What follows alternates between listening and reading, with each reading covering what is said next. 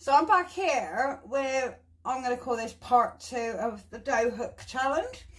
I've actually decided to go with what I know, and I have actually changed the flour for white flour. We're going with the olive oil instead of the butter as we did with the wholemeal flour, because I just want to show you how good the dough hook is, and I don't think we really got that through the last video. So I've already mixed my yeast and everything in here. We're going to slowly add, tell you what, we're going to slowly add the water and the oil. I'm actually going to pour the oil into the water. Should be enough. There we are. Perfect. Get rid of all that. There we are. Oh, careful. Alright. Yeah, I just didn't think that it showed the dough hook off as well as it could have done. So we'll give wholemeal another go another time. But for now, let's do it with the white flour. Alright, so I'm going to lower the dough hook in. I'm just going to bring you a bit closer so you can see what's going on. There we are. And, oh, too fast.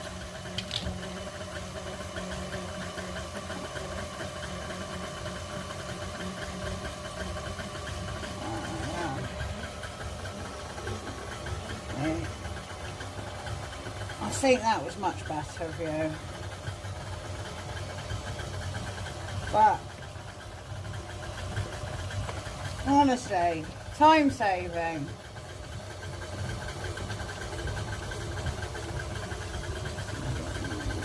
There we are.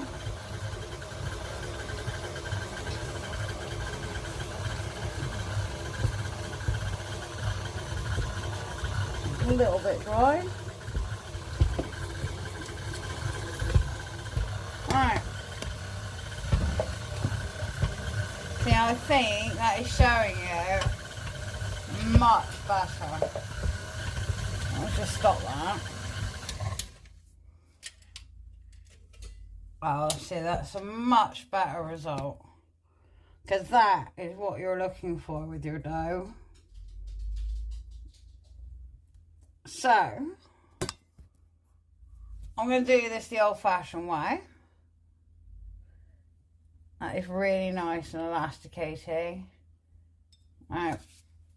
We're going to pop that into a flour bowl, and I'm going to let that obviously brew for a couple of hours and see how we go with, and we go from there.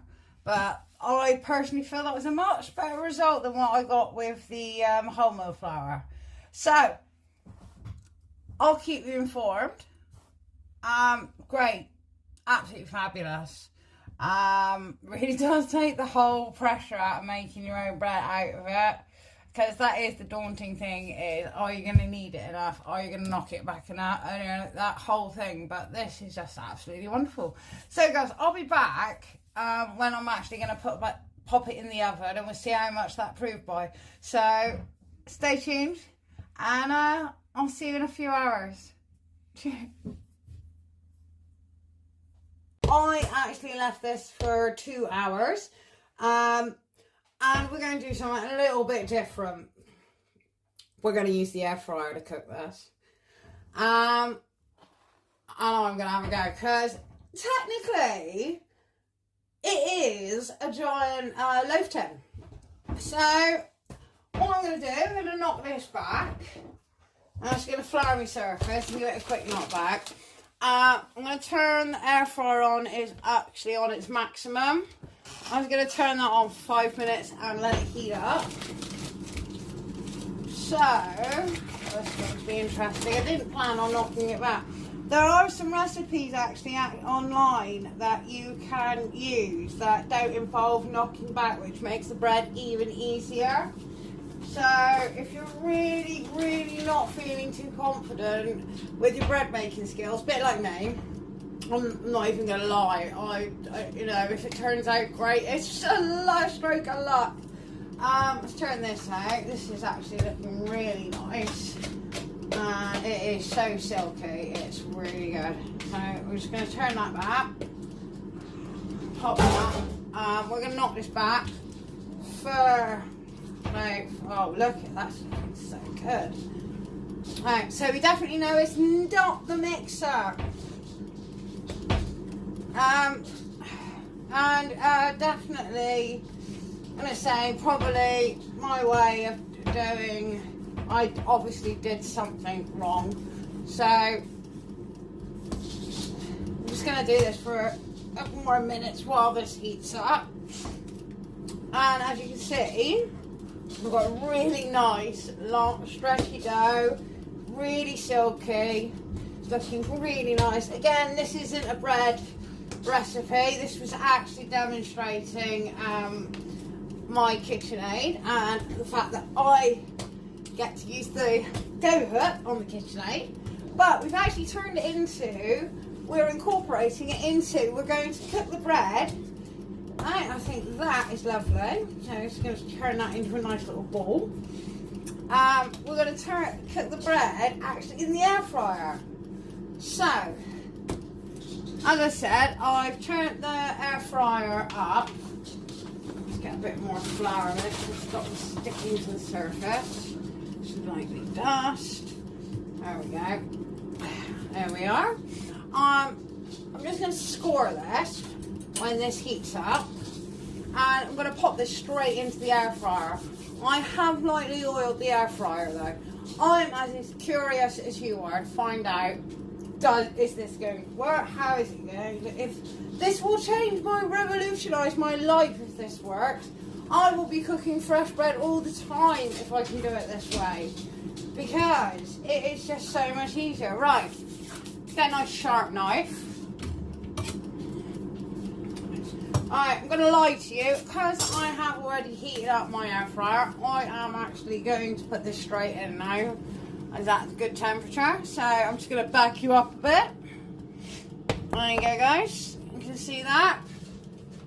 Alright, and it's lovely and hot.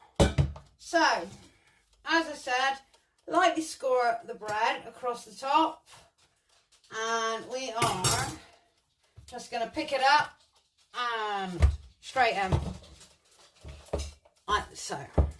Okay, you might need a little bit of scoring across there. There we go.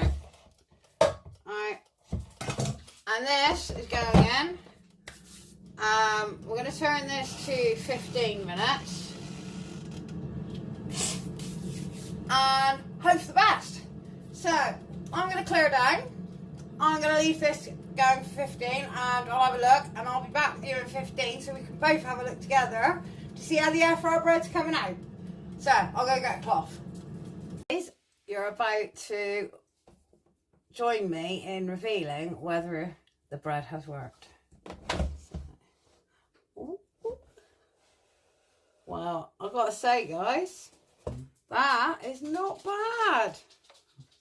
That is really good. To be honest, compared to with a 20 to 30 minute wait while the oven heats up, then obviously you're changing the temperature when you put your bread actually in the oven, so it has to get back up again.